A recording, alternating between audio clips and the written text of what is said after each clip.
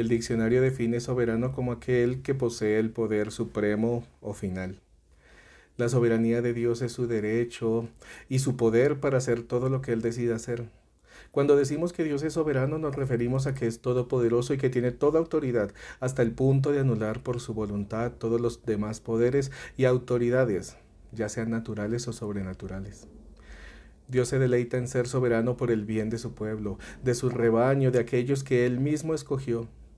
Esto significa que nuestro Dios y Creador tiene completo control sobre toda su creación. Si existiese un solo centímetro que no fuese controlado por Dios, Él dejaría de ser soberano. Pero gracias a Dios, que Él tiene todo el control y nunca ha dejado o dejará de tenerlo. El día de hoy, nuestro texto base se encuentra en el Evangelio de Mateo, capítulo 1, versículos del 18 al 25, y este mensaje lo he titulado La soberanía de Dios en el nacimiento de Jesús. Les pido que me acompañen entonces al libro de Mateo, capítulo 1, versículo 18 al 25. Y leemos la palabra del Señor en el nombre de Jesús. El nacimiento de Jesucristo fue así. Estando desposada María, su madre, con José, antes que se juntasen, se halló que había concebido del Espíritu Santo. José, su marido, como era justo y no quería infamarla, quiso dejarla secretamente. Y pensando él en esto, he aquí un ángel del Señor le apareció en sueños y le dijo: José, hijo de David, no temas recibir a María tu mujer, porque lo que en ella es engendrado del Espíritu Santo es. Y dará a luz un hijo, y llamará su nombre Jesús, porque él salvará a su pueblo de sus pecados. Todo esto aconteció para que se cumpliese lo dicho por el Señor por medio del profeta, cuando dijo: He aquí una virgen concebirá y dará a luz un hijo, y llamará su nombre Emmanuel, que traducido es Dios con nosotros. Y despertando José del sueño, hizo como el ángel del Señor le había mandado y recibió a su mujer, pero no la conoció hasta que dio a luz a su hijo primogénito y le puso por nombre Jesús. El acontecimiento del nacimiento del Señor Jesús solamente se menciona en los evangelios de Mateo y de Lucas. En los evangelios de Juan y de Marcos no se menciona este acontecimiento. En el versículo 1 de nuestro pasaje, la calidad de desposada o desposado era el estado actual de compromiso entre dos personas, las cuales tenían y adquirían todos los derechos y las obligaciones entre esposos, aún sin haberse consumado el matrimonio. En el versículo 2, José debió estar tan sorprendido, pero al mismo tiempo tan decepcionado. Yo creo que José incluso pensaría quién sería aquel con quien María no solo rompió su voto de fidelidad, sino que además era el padre de la criatura. José en ese momento sufrió en carne propia lo que puede sentir todo aquel que se compromete con alguien por amor y antes de consumar su matrimonio se encuentra que su pareja, su futura esposa, está encinta y que él no es el padre. Qué situación tan difícil, ¿no? Pero José era un hombre piadoso, era misericordioso e incluso se nota en el pasaje que aún en vista de un posible engaño, él amaba a María. Versículo 19, y no quería infamarla. No quería acusarla, no quería desacreditarla y acabar con su honra. La quería dejar secretamente porque si él la acusaba, el delito de ella sería adulterio. El embarazo de María, sin la intervención de José en ese asunto, ponía a María en el peligro que se la acusara de adúltera y por ende fuera merecedora del castigo legal determinado en la ley mosaica en Deuteronomio capítulo 22, versículo 23 y 24. Si hubiera una muchacha virgen desposada con alguno y alguno la hallara en la ciudad y se acostare con ella, entonces los sacaréis a ambos a la puerta de la ciudad y los apedrearéis y morirán. La joven porque no dio voces en la ciudad y el hombre porque humilló a la mujer de su prójimo. Así quitarás el mal de en medio de ti. José amaba a María y quiso dejarla secretamente. Cuando se habla de dejar secretamente, esto se refiere a que José quería darle carta de divorcio. La carta de divorcio es la figura que miramos en Deuteronomio capítulo 24, versículo 1. Cuando alguno tomare mujer y se casare con ella, si no le agradare por haber hallado en ella alguna cosa indecente, le escribirá carta de divorcio y se la entregará en su mano y la despedirá a su casa. ¿Cuál es la causa de la carta de divorcio? Allí aparece claramente, por haber hallado en ella alguna cosa indecente. Esta carta de divorcio el Señor Jesús la explica también en Mateo capítulo 19, versículo del 7 al 9. Le dijeron, ¿por qué pues mandó Moisés dar carta de divorcio y repudiarla? Él les dijo, versículo 8, por la dureza de vuestro corazón, Moisés os permitió repudiar a vuestras mujeres, mas al principio no fue así. Y yo os digo que cualquiera que repudia a su mujer, salvo por causa de fornicación, y se casa con otra, adultera. Y el que se casa con la repudiada, adultera. ¿A qué se refiere el Señor Jesús con mas al principio no fue así? En Génesis capítulo 2 versículo 24 la palabra del Señor dice, por tanto dejará el hombre a su padre y a su madre y se unirá a su mujer y serán una sola carne. Y este versículo está también complementado en el libro de Mateo capítulo 19 versículo del 3 al 6. En el versículo 3 dice, entonces vinieron a él los fariseos tentándole y diciéndole, ¿es lícito al hombre repudiar a su mujer por cualquier causa? Él, es decir, el Señor Jesucristo, respondiendo les dijo, ¿no habéis leído que el que los hizo al principio varón y hembra los creó? Y dijo, por esto el hombre dejará padre y madre y se unirá a su mujer, y los dos serán una sola carne. Así que ya no son dos, ya no son más dos, sino una sola carne. Por tanto, lo que Dios juntó, no lo separe el hombre. Versículo 20. Y pensando él en esto, he aquí un ángel del Señor le apareció en sueños y le dijo, José, hijo de David, no temas recibir a María tu mujer, porque lo que en ella es engendrado del Espíritu Santo es. Temor y temblor para José, ¿no? Un ángel diciéndole, María no es adúltera, María fue escogida por el Señor, no te preocupes, ella sigue siéndote fiel, ella no ha roto sus votos, ella al igual que tú, te ama. Temor y temblor. Pero al mismo tiempo paz, seguridad, honor y privilegio. Ustedes se imaginan José pensando, Dios escogió a mi esposa para engendrar a su propio hijo, pero yo, José, hijo de David, fui también escogido para ser su padre adoptivo, aquí en la tierra, porque los hijos necesitan de un padre y de una madre para que crezcan dentro de algo llamado hogar. Hogar no es el apartamento, no es la casa de lujo, no es el palacio, no son las paredes. Hogar son las personas que integran una familia. Un hogar sin padre o sin madre está incompleto. Versículo 21. Y llamará su nombre Jesús. Esto le dice el ángel a José, confirmando lo que el ángel le había dicho a María cuando Elizabeth, su prima, estaba en el 6º mes de embarazo de Juan el Bautista. En Lucas capítulo 1 versículo 26 al 31 dice la palabra del Señor. Al 6º mes, el ángel Gabriel fue enviado por Dios a una ciudad de Galilea llamada Nazaret, a una virgen desposada con un varón que se llamaba José, de la casa de David, y el nombre de la virgen era María. Y entrando el ángel en donde ella estaba, dijo, Salve muy favorecida, el Señor es contigo, bendita tú entre las mujeres. Mas ella, cuando le vio, se turbó por sus palabras, y pensando qué salutación sería esta, entonces el ángel le dijo, María, no temas, porque has hallado gracia delante de Dios, y ahora concebirás en tu vientre, y darás a luz un hijo, y llamarás su nombre Jesús. El nombre de Jesús significa Yahweh salva o Yahvé es la salvación. Traducido del hebreo y el arameo, el nombre es Yeshua. Esta palabra es una combinación de Yah, que es la abreviatura de Yahvé o Yahweh, el nombre de Dios de Israel, que vemos en Éxodo capítulo 3, versículo 14. Y el verbo yasha, que significa rescatar, liberar o salvar. Es decir, que el nombre de Jesús significa Jehová es el Salvador o Dios salva. Al final del versículo 21 de nuestro texto base, Él salvará a su pueblo de todos sus pecados. Aquí el ángel hace referencia al Salmo 130, en especial al versículo 8. El título de este salmo es Esperanza en que Jehová dará redención. De lo profundo, oh Jehová, a ti clamo. Señor, oye mi voz. Estén atentos tus oídos a la voz de mi súplica. Jehová, si mirares a los pecados, ¿quién, oh Señor, podrá mantenerse? Pero en ti hay perdón, para que seas reverenciado. Esperé yo a Jehová, esperó mi alma. En su palabra he esperado. Mi alma espera a Jehová más que los centinelas a la mañana, más que los vigilantes a la mañana. Espere Israel a Jehová, porque en Jehová hay misericordia y abundante redención con él. Versículo 8. Y él redimirá a Israel de todos sus pecados. Versículo 23. Mateo hace referencia a lo que dijo el Señor a través del profeta Isaías, hijo de Amós, quien ejerció su actividad profética en Judea desde el año en que murió el rey Usías, 730 años antes de Cristo. Isaías capítulo 7, versículo 14.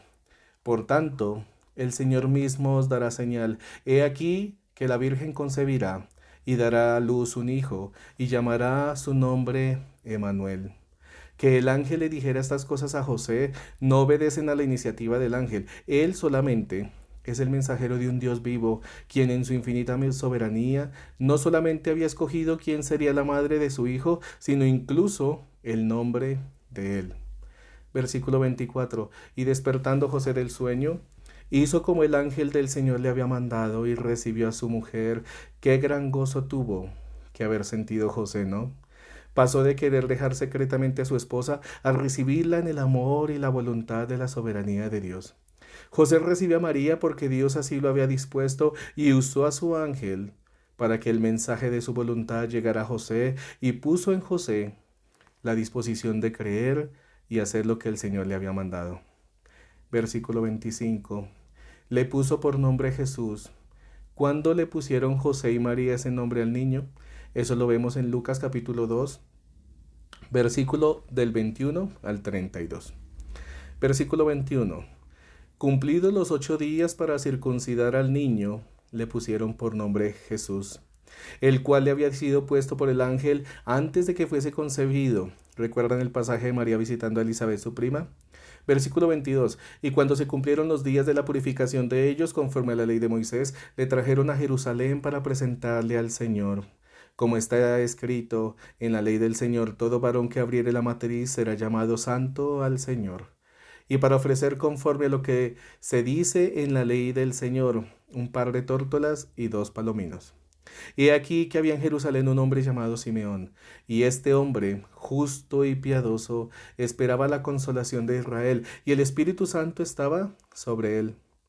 Y le había sido revelado por el Espíritu Santo que no vería la muerte antes que viese al ungido del Señor. Y movido por el Espíritu, vino al templo, es decir, Simeón fue al templo.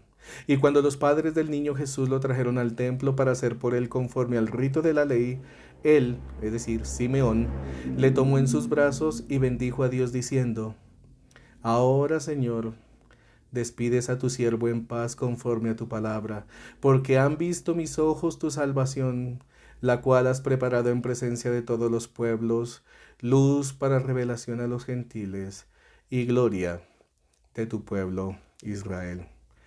¿Qué podríamos decir a esto? ¡Wow! Dios siempre ha tenido, tiene y tendrá el control de todo. Dios es soberano. Pero ahora yo quiero que me acompañen al texto paralelo de este pasaje. Está ubicado en el libro de Lucas, capítulo 2, versículo del 1 al 7. En el libro de Lucas, capítulo 2, versículo del 1 al 7. Aconteció en aquellos días que se promulgó un edicto de parte de Augusto César, que todo el mundo fuese empadronado. Este primer censo se hizo siendo Cirenio gobernador de Siria, e iban todos para ser empadronados cada uno a su ciudad. Y José subió de Galilea, de la ciudad de Nazaret, a Judea, a la ciudad de David, que se llama Belén, por cuanto era de la casa y familia de David, para ser empadronado con María su mujer, desposada con él, la cual estaba encinta.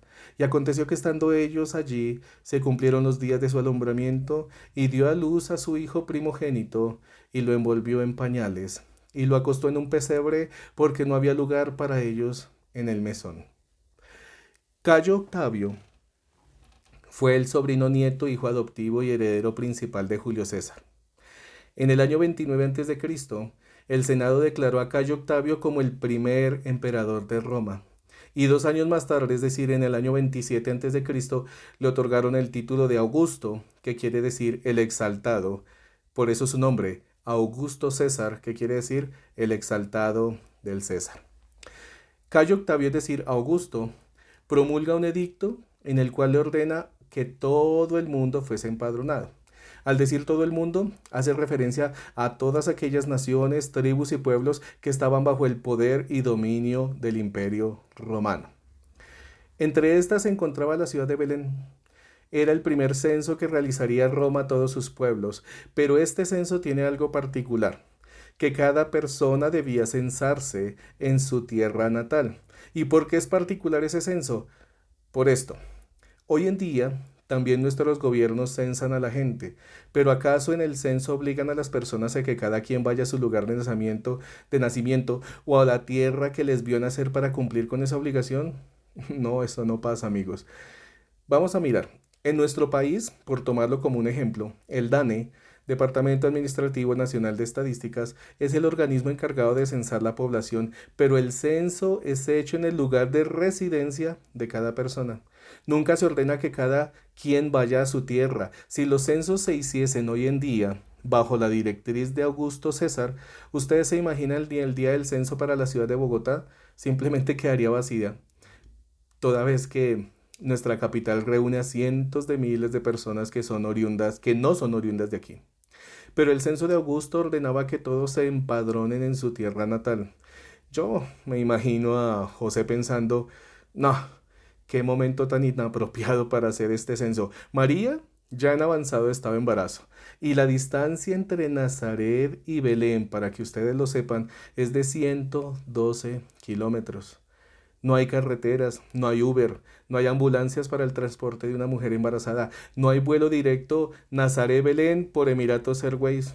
No, mi hermano, solo caminos reales y montañosos. Me imagino que José pensó, debo ir con María hasta Belén a pie y cuando se pueda lomo de asno. No podríamos ser más inoportuno este censo, ¿no? ¿Por qué no lo dejarían para después? Entonces, nace del corazón de Augusto ese edicto o él es el instrumento que Dios utilizaría para hacer llegar a José y María hasta Belén. ¿Acaso el edicto fue iniciativa del César? ¿Y nace del corazón de José el ir hasta Belén en cumplimiento del edicto de Augusto César? En manera alguna. Dios, en su inmensa soberanía, ya había dispuesto en la gracia de su voluntad y dentro de su plan perfecto que en Belén nacería su Hijo, el Señor de su pueblo Israel y Señor nuestro, Jesús. Augusto César y José solo son los instrumentos que Dios usaría para el cumplimiento de lo que el mismo Dios dijo a través de su profeta. En el libro de Miqueas capítulo 5 versículo 2 dice, pero tú, Belén Efrata, pequeña para estar entre las familias de Judá, de ti me saldrá el que será Señor en Israel, y sus salidas son desde el principio, desde los días de la eternidad. Sus salidas son desde el principio, qué gloriosa esa porción.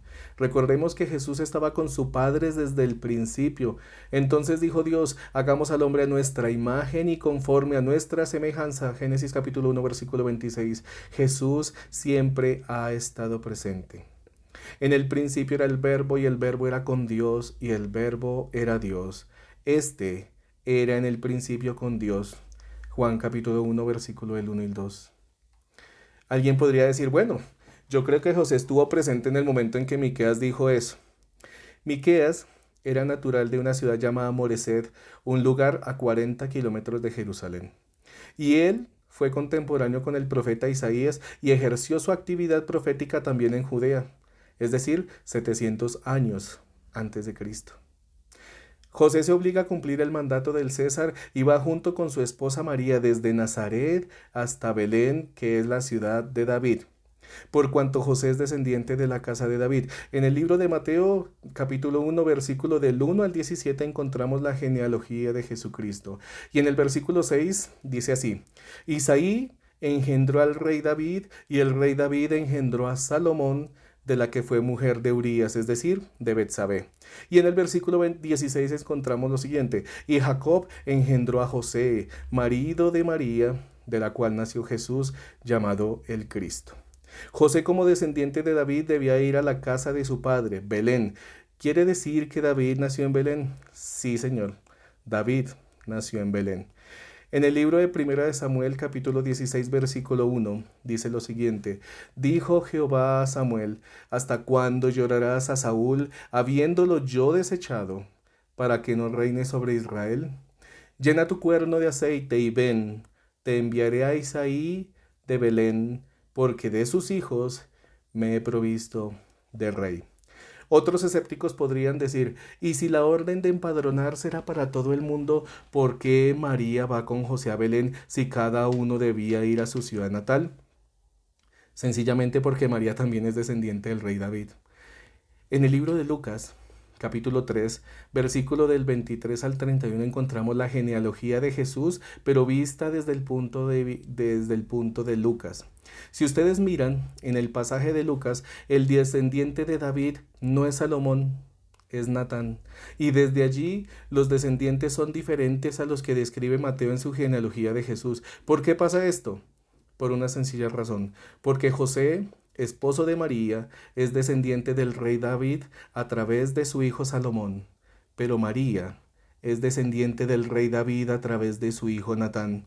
Y para que no quede ninguna duda de la descendencia de la madre del Hijo de Dios, Lucas, inspirado obviamente por el Espíritu de Dios, porque Lucas no podría ser tan viejo, sigue con la genealogía aún después de Abraham, no como lo vemos en el libro de Mateo. Dios, a través de Lucas, nos lleva más allá de Abraham. Versículo 34.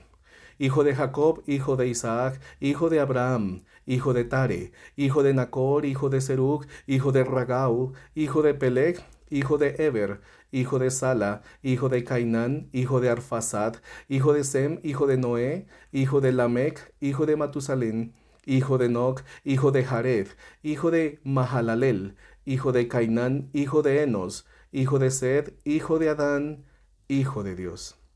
La descendencia de nuestro Señor Jesucristo es inerrante, es infalible y no se puede controvertir, es irrefutable. Si tratare cualquier doctrina o mensaje o teoría desestimar que Jesús nuestro Señor es el Hijo de Dios, queda plenamente destruida, aplastada, sin ningún tipo de argumento, porque ya sea por la descendencia de José o por la descendencia de María, el final de estas es el mismo: Jesús, Hijo de Dios.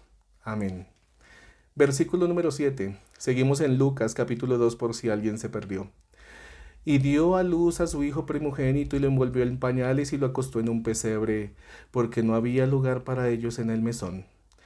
Sobre este pasaje han habido muchas especulaciones. ¿Por qué Jesús, el Hijo de Dios, nació en un pesebre?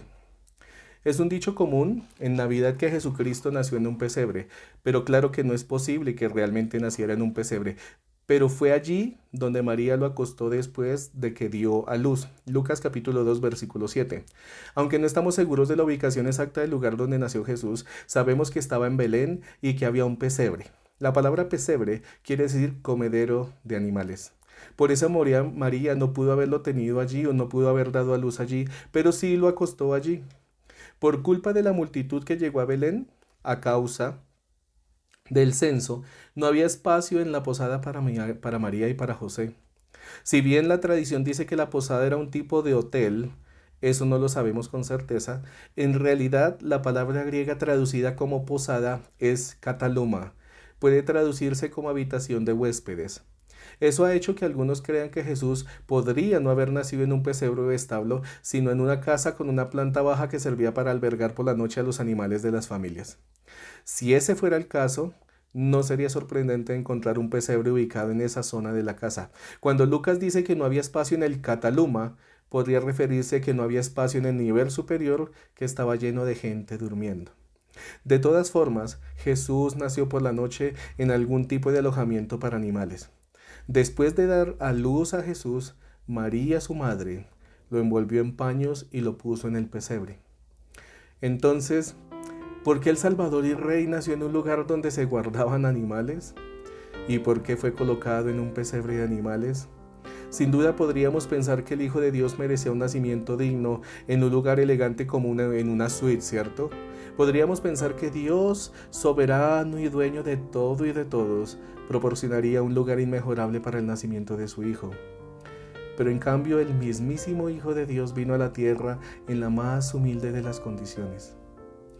Este humilde nacimiento contiene un sorprendente mensaje para toda su creación. El gran y único Dios se hizo hombre, igual que tú y que yo, y vino a nosotros. En vez de venir a la tierra como un gobernante privilegiado y mimado, Jesús nació en humildad como uno de nosotros. Él está disponible en todo tiempo. Podemos llegar y acceder a Él. No hay puertas de palacios que impidan que vayamos a su presencia. No hay guardas ni vigilantes que nos impidan acercarnos a Él. Como está escrito, todo el que el Padre me da vendrá a mí, y el que a mí viene, no le echo fuera, porque he descendido del cielo no para hacer mi voluntad, sino la voluntad del que me envió. Y esta es la voluntad del Padre, el que me envió, que de todo lo que me diere, no pierda yo nada, sino que lo resucite en el día postrero. Y esta es la voluntad del que me ha enviado, que todo aquel que ve al Hijo y cree en Él, tenga vida eterna, y yo le resucitaré en el día postrero. En el Evangelio de Juan, capítulo 6, versículo 37 al 40. Lo único que evita que lleguemos a sus pies es nuestro pecado, demostrado en nosotros mismos. Nuestro orgullo y nuestra altivez no dejan que reconozcamos que somos pecadores, que vivimos en pecado, que sin Él estamos perdidos, que separados de Él nada podemos hacer. El Rey de Reyes vino humildemente y su primera cuna fue un pesebre. Y nosotros hoy aún pensamos que somos dignos de algo. Sí, somos merecedores de todo el juicio y de la copa de la ira de Dios. De eso somos merecedores. Lo único que hemos aportado a su salvación es nuestra inmundicia y todo nuestro pecado. Hoy mi oración es porque usted, mi amigo y mi amiga, reconozca que Dios es soberano y que ni aún la hoja de un árbol cae si no es la voluntad de Dios. Mi hermano, mi hermana, no espere a que sea demasiado tarde para reconocerle, pedirle perdón y volverse a Cristo. Él es el único que puede salvarnos. Nosotros mismos estamos perdidos. Le ruego que hoy tome la mejor y la más sabia decisión de toda su vida. Conviértase al Dios que se hizo hombre para poder salvarnos. Dios bendiga su palabra. Oremos. Señor, gracias porque no puede ser más clara y precisa tu palabra. Ella es viva y nos vivifica cada vez que la escudriñamos. Gracias por ser soberano y tener el control de todo y de todos. Gracias porque no tienes plan A, B o C. Solo tienes un plan perfecto y eterno, y este se encuentra revelado en tu ley. Gracias por el honor y el privilegio de poder compartir tu palabra. En tu misericordia has puesto el tesoro de tu evangelio en vasos de barro como yo, para que no quede ninguna duda, Señor, que toda grandeza en este mensaje proviene de ti. Tú eres el alfarero y eres soberano. Te pido que este mensaje llegue a todos aquellos que necesitan de ti, que necesitan de tu salvación, a aquellos que has escogido en tu infinita soberanía, a todos aquellos que has llamado, que has conocido, que has justificado y que has glorificado. A ti sea toda la gloria y la honra y la alabanza por todos los siglos. Amén y amén.